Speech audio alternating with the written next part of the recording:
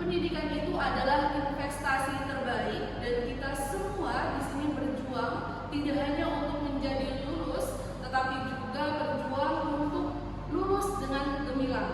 Di tengah ketatnya persaingan, predikat lulus terbaik bukan sekedar gelar, namun cerminan dari disiplin, strategi, dan kerja keras yang konsisten.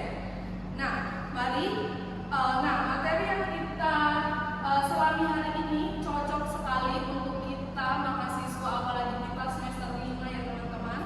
Baik, mungkin langsung saja tanpa berlama-lama kita saksikan presentator pertama, yaitu saya sendiri. Baik teman-teman, jadi kelompok kami ini mengambil dua komponen utama dalam tip and tricks menjadi lulusan terbaik akuntansi di seluruh prodi. Ya, hanya dua komponen penting bagi kami, tapi banyak sekali anaknya. Yang pertama yaitu keunggulan akademik, yang kedua adalah pengembangan diri dan keterampilan. Di sini saya akan menjelaskan mengenai keunggulan akademik, hanya satu saja yang akan saya jelaskan.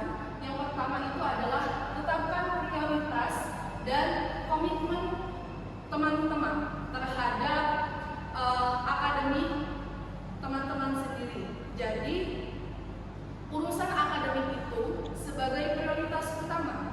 Jangan ambil komitmen lain yang bisa menghambat akademik teman-teman. Misalkan teman-teman ada kegiatan lain yang bisa teman-teman tidak masuk kelas. Nah, jadi tetapkan prioritas utama teman-teman itu adalah akademik. Dan kenali kontrak perkuliahan. Biasanya dosen itu pertama kali masuk itu kan memberikan silabus perkuliahan. Teman-teman itu coba pahami silabus itu, berapa bobot nilainya, itu merupakan salah satu kunci teman-teman agar teman-teman bisa konsisten dan juga terstruktur cara belajarnya. Jadi teman-teman harus tahu misalkan UTS itu bobotnya berapa sih, di mata kuliah ini UAS itu berapa sih, nilainya berapa sih, praktek itu berapa sih. Nah, teman-teman juga harus memahami silabus yang diberikan oleh dosen dan juga fokuskan energi teman-teman pada komponen yang memiliki bobot terbesar. Itu apa gitu. Terus teman-teman juga harus mengetahui kelemahan teman-teman itu di mana sih, apa yang harus lebih ditingkatkan dalam pembelajaran ini. Misalkan di mata kuliah ini, oh ternyata saya ini kurang memahami. Mungkin teman-teman bisa memberikan pemahaman lebih mendalam, tidak hanya di kelas. Teman-teman bisa menggunakan perpus ataupun media sosial yang bisa menambah pengetahuan teman-teman. Dan juga yang terakhir, tetapkan target IPK setiap semester. Nah, ini penting ya teman-teman. Ketika kita mempunyai motivasi, pasti aksi kita akan mengikuti sesuai dengan motivasi kita, karena motivasi adalah kunci kita untuk tetap semangat dalam menggerakkan strategi yang kita punya. Nah, yang terakhir pastinya evaluasi diri di akhir semester. Ini adalah hal yang paling penting karena tanpa adanya evaluasi kita tidak akan tahu apa saja kekurangan yang kita miliki selama menjalankan perkuliahan tersebut. Mungkin itu saja penjelasan dari saya, dilanjutkan oleh presentator berikutnya. Saya persilakan. Baik, selanjutnya saya akan menjelaskan tentang strategi belajar cerdas dan konsisten. Yang pertama adalah disiplin masuk kelas.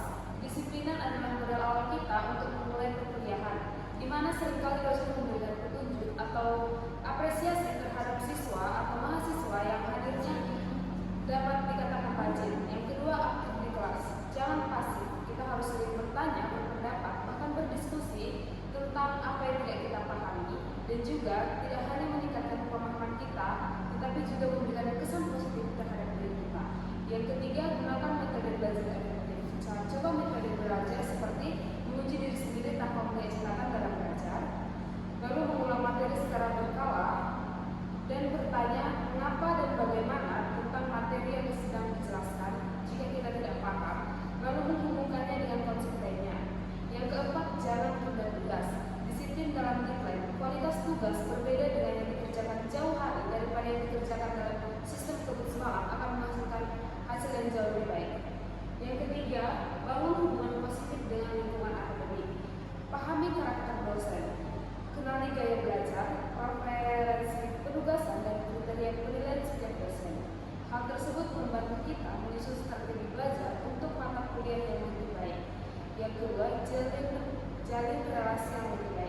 berinteraksi positif dengan dosen, dengan teman, seangkatan, atau asisten dosen, supaya suportif dapat membantu dalam memahami materi yang tidak kita pahami. Sekian dari saya kembalikan kepada moderator. Baik, saya sarankan kepada presentator selanjutnya. Baik, masuk ke poin kedua yaitu pengembangan diri dan keterampilan. Nah, untuk lulusan terbaik tidak hanya nilai IPK yang tinggi, melainkan memiliki kompeten dan daya saing yang unggul. Nah, yang masuk ke poin pertama yaitu eksplorasi di bidang studi atau hard skill. Nah, teman-teman ketahui bahwasanya Politeknik LPP ini meluluskan SDM untuk siap kerja. Nah, di mana dalam persiapan pekerjaan itu kita dibutuhkan selain ilmu pengetahuan, kita dibutuhkan juga untuk hard skill untuk menunjang kelancaran operasional dalam perusahaan tersebut. Nah, lanjut yang poin kedua yaitu persiapan tugas akhir. Nah, mulai dari sekarang teman-teman, untuk itu dalam persiapan tugas akhir kita bisa mencari referensi atau topik yang ingin kita naikkan dalam judul TA.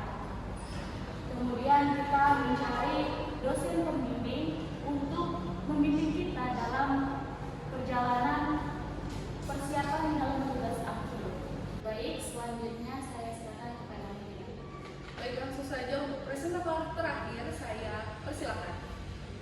Baik, terima kasih kepada moderator telah memberikan kesempatan kepada saya. Di sini saya akan melanjutkan penjelasan dari yang telah dijelaskan oleh teman saya Dantri, yaitu terkait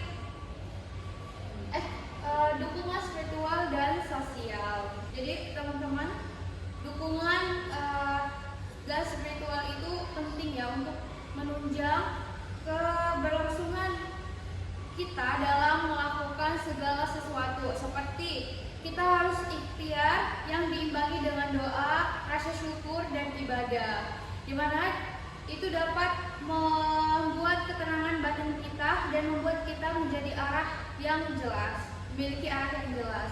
Yang kedua itu restu orang tua. Dukungan orang tua dan doa orang tua itu adalah pendorong terbesar yang menunjang keberhasilan kita dalam mencapai sesuatu, yaitu kita mencapai menjadi lulusan terbaik di prodi akuntansi di kedepannya. Nah, yang kedua itu ada keseimbangan dan keterlibatan. Keseimbangan dan keterlibatan itu ada beberapa poin di sini ya teman-teman. Yaitu yang pertama, mengikuti organisasi yang bermanfaat bagi kita, yang kita memilih organisasi yang mampu melatih soft skill kita seperti kepemimpinan, manajemen waktu, dan memperbaiki komunikasi kita. Dimana dari mengikuti organisasi yang memberi manfaat bagi kita, kita dapat mengembangkan kemampuan soft skill kita untuk menunjang kesiapan kita di dunia kerja. Yang kedua itu mengikuti magang atau pengalaman kerja. Pengalaman kerja yang nyata adalah krusial. Magang di bidang studi yang kita sekarang jalani, seperti kami di bidang studi akuntansi, di mana nanti kita dari magang itu memperoleh pengalaman serta pemahaman yang baru, di mana kita di magang itu kita langsung praktek kerja dengan teori-teori yang kita pelajari sebelumnya di kampus. Yang kedua itu ada memanajemen diri. Selain itu untuk kita menunjang segala hal-hal yang telah dijelaskan teman-teman kita tadi, kuncinya adalah satu, kita harus menjaga kesehatan. Karena kesehatan itu adalah kunci utama untuk berjalannya sesuatu usaha-usaha yang kita ingin capai tersebut. Dengan menjaga pola makan, menjaga waktu tidur, dan berolahraga. Mungkin hanya itu yang bisa saya sampaikan. Selanjutnya saya kembalikan ke moderator. Baik, terima kasih. Mungkin itulah presentasi dari kami mengenai tips and trick bagaimana menjadi lulusan terbaik di seluruh prodi Politeknik LPP Yogyakarta, terutama akuntansi. Dapat saya ambil kesimpulan bahwasannya lulusan terbaik